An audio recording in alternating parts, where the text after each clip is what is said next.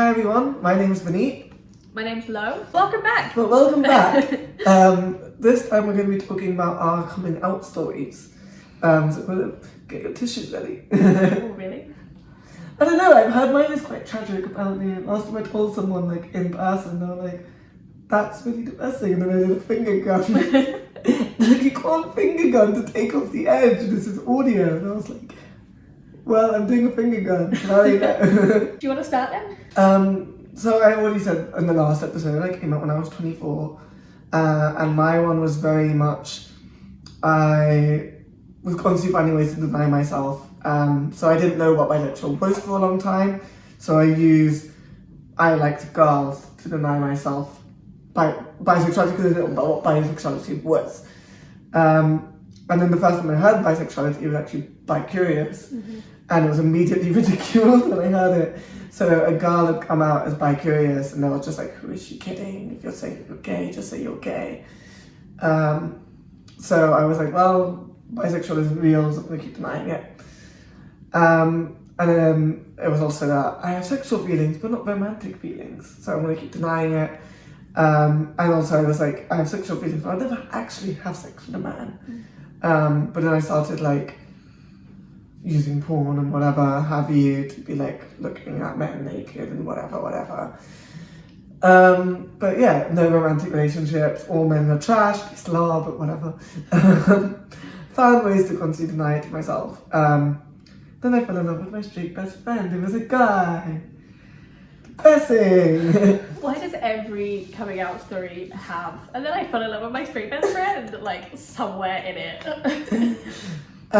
So I found out, I realised that I had romantic feelings for my straight best friend. Still kind of denying it. Love that for me.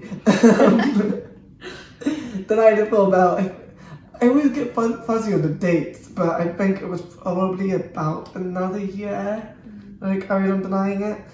Or maybe a little bit less. But yeah, it reached the head of, I think it was 2017. Yes, 2017. And I feel like I made it like a resolution to myself. Yeah. I was like, I'm gonna come out because I need to do this because I'm dying inside. And then I finally did it, and I came out to a mutual best friend of ours. And she recommended I speak to our other mutual best friend because he was gay. And I was like, maybe get some advice from him, whatever. So I came out to him, and he told me that the friend I was in love with was talking behind my back. Yeah, so the falling out with my friend who I was also in love with, that sent me like off the rails, like full depression, anxiety, like the worst it's ever been. And because I had a falling out with him, it then made our friendship group a little bit messy. And the mutual best friend that I first came out to was then distancing herself from me. Eventually we then fell out. We tried to repair things with my straight best friend. Didn't really go to plan, and we fell out properly. I then lost that whole friendship group, lost the community I was a part of, because I was part of a community where I was an admin, and it was an admin with the person I first came out to. And what kind of community was it? It was a video game community, okay. Yeah. And they decided to drag my name through the mud because we had a falling out, and it was, I did nothing wrong, but they made out like I did everything wrong. So lost the community, lost that friendship group, and then the other friendship group that I had, because I was spiraling so much, I needed a break, and I was taking a step back, and at that point they kind of just moved on without me.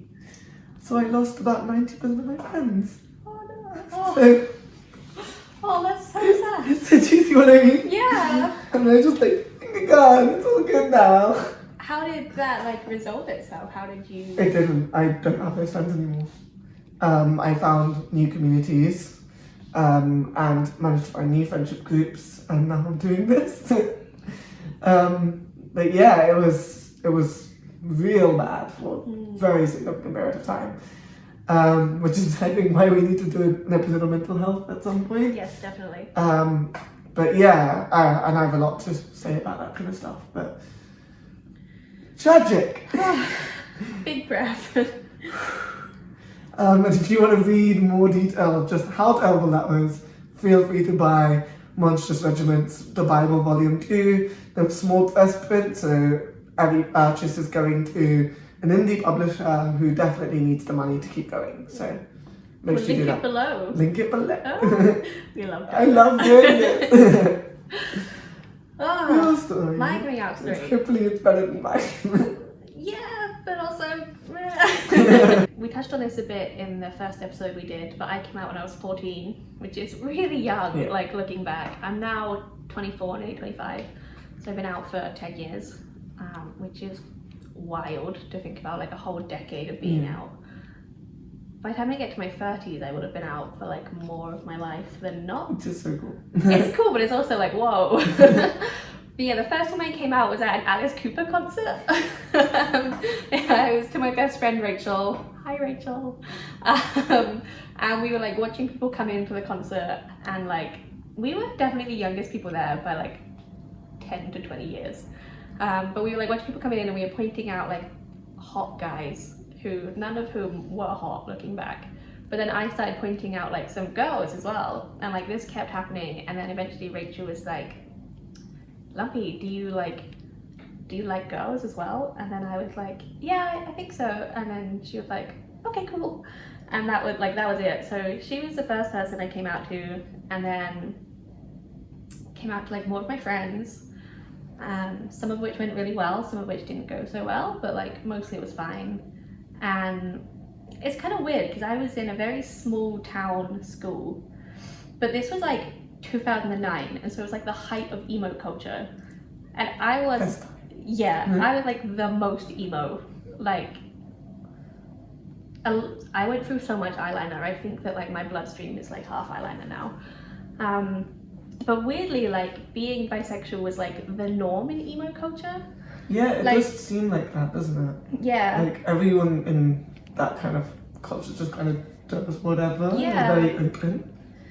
So my friend group, like a lot of the girls were bisexual, and even some of the guys, and like some of them went on to then identify as gay, some of them went on and realized actually they may be straight, and then a lot of us continued identifying as bisexual. So being part of that subculture made it a lot easier for me to come out. Like I was still one of only like maybe 5 to 10 people in our school who was like openly queer. Yeah. And like that didn't make it the easiest of experiences. Like there was a lot of people who were not super supportive, obviously, but like being part of this like misfits group anyway made it a lot easier to come out. But then I also had like a boyfriend for my whole teenage years, which meant that I think a lot of people were just kind of like, oh, she's saying she's bi, but like, you know, she's got a boyfriend who she's probably gonna marry. So I think a lot of people didn't really believe me. No. Which I guess brings us on to a good topic, which is how did bi-erasure affect your coming out? Well, it's very much like we discussed in the first episode, where I didn't even know what bisexual was. Like, just imagine having all these feelings for 6 years, not even having a word for it, thinking that you don't exist. And then after that, it's every single time there was an opportunity for bi to be there, or anytime someone brought up bi, it was immediately shut down. So I didn't think anything I was feeling was valid. Like what I was just gay in denial, because everyone said that's gay in denial. And anytime women met me, especially because I grew out my hair when I was like 18. Yeah. It's like, oh, he has long hair, he's gay. Like simple as, like, oh, he's very like loud and like this and like that, he's gay. Like he gives them all those gay vibes. I'm like, it's called queer vibes. It's like women too. It's like non-binary people, like everyone. Like literally, I think I always say to people, it's just like, you just don't care. Yeah. Just don't care. But yeah, it definitely impacted me. But I think it's both bi-erasure but also homophobia and internal homophobia at the same time.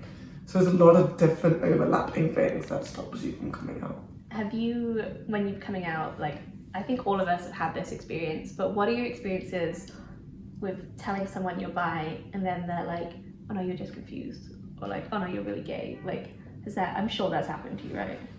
Luckily, not so much. Luckily, people just kind of accepted it. Okay. The only one the two weird experiences I had was I came out to one of my friends, and actually it was a really funny coming out where I couldn't bring myself to say it, and then eventually I did just before their stop. And she said to me, "What do you want, a medal?" Because I didn't know what to say. That's iconic. I would have been like, yes. Yeah, I'm still waiting for the medal. But then afterwards, because then she had to leave, and I went home, and the next time we met up, she wanted to talk about it. And since then, she then talked to her friend who was gay, and he fed her with all of these really negative bisexual stuff. So he said to her, like, most people aren't really bi, and most of the time it's just discovering himself. And so she then got embedded with that idea and then came to me with all of these ideas, and I had to like unpick it all and like make her unlearn all the stuff she just learned, which wasn't a great moment because it's coming from within the community, which we know is a massive problem, which we definitely will talk about at some point. How about you?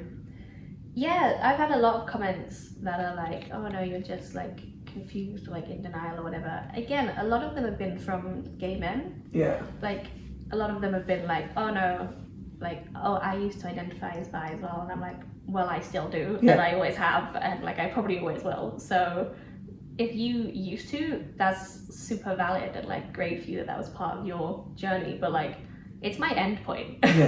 So like, don't tell me that I'm gonna, this whole thing of like, it's a layover to gay town.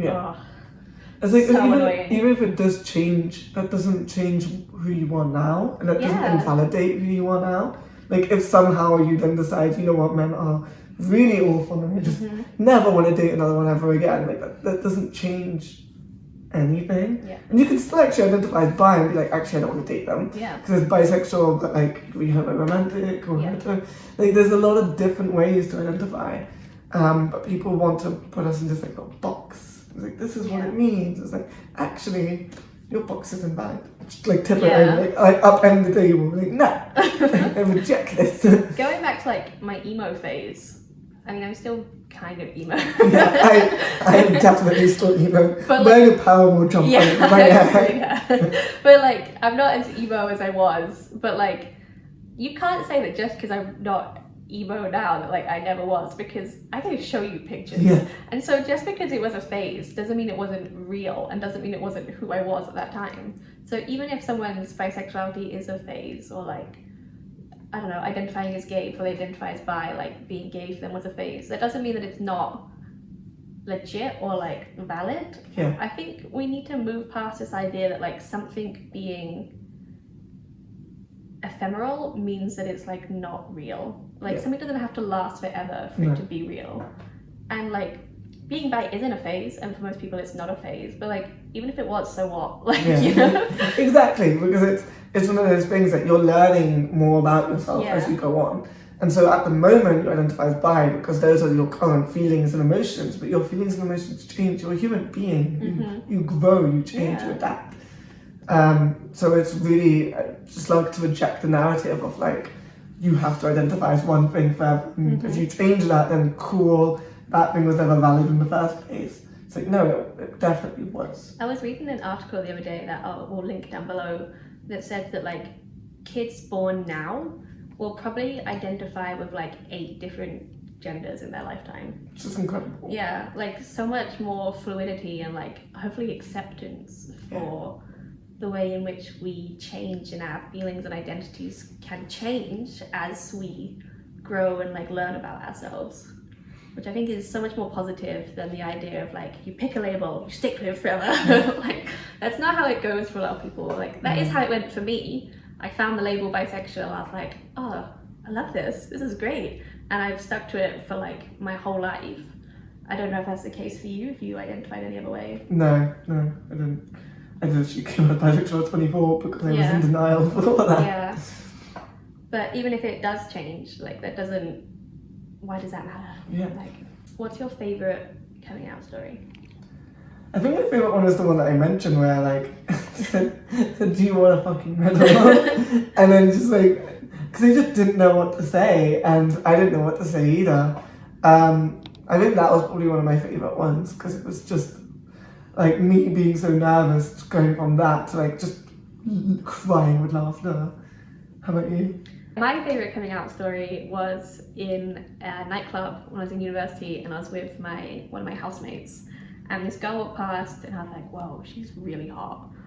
And my housemate was like, oh no, like you're really hot too, you don't have to compare yourself. And I was like, no, I mean in like a gay way, she's really hot, I'm really into that. And she was like, oh, you have a boyfriend? And I was like, yeah, well I don't bi, I like girls and boys and everyone else. And she was just like, oh okay. So like that was my favourite one. That was one of my favourite stories. I love that. I mean it in a gay way. I mean it in a gay way. I'm gonna use that from now on. I'm gonna say something I'm like, I mean that in a gay way. Stop. So I think that wraps up our coming out episode. Yeah. Thank you for joining us again.